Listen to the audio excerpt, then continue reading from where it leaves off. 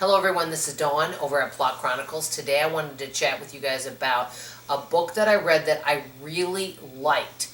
Well, actually it had two storylines going. I loved one of the storylines, the other one was just okay. But it's in the good storyline made up for the one that was just okay. It's called The Maid's Secret by Nita Prose. I don't know if I'm pronouncing it right. She wrote The Maid. It's about that character. This is the fourth installment, and it's about Molly the maid.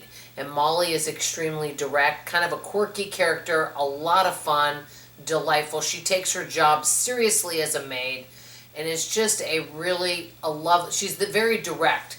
I find her very charming. I think of this book as charming and whimsical, which I love both of those words. But let me tell you what this book is about. Molly basically is a maid at this hotel. She's engaged now, okay, and about to get married, so they're kind of planning their wedding. They live on a budget. They don't make a lot of money. They both work at the hotel. She's one of the head maids, and you know what? I think he's a cook, if I'm not mistaken. But anyway, so basically there was an art there in this book. The part of it is about, we'll go over what Molly, okay? Molly's grandmother died a few years back. She was very close to her grandmother. If I'm not mistaken, her name was Flora. Very, very close to her. Anyway, so basically, Molly, there was a art heist, okay? And so there's that in the book. So there's a mystery element, and Molly's life is threatened, and she doesn't know why. So that's part of the story there.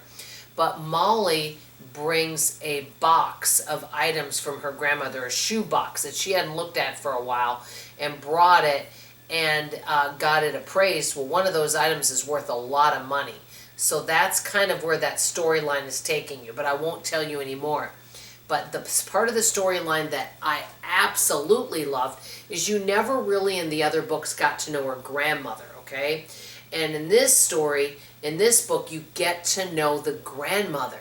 And it was really interesting because it takes you back to the 1950s, but it kind of felt like the 1920s, because back when her mother was, her grandmother was born, basically it was kind of all about, hey, you socialized and interacted with people of your same caliber, okay? You're not going to go socialize. If you have a lot of money, you're not going to go and hang out with somebody that maybe is a maid, that type of thing.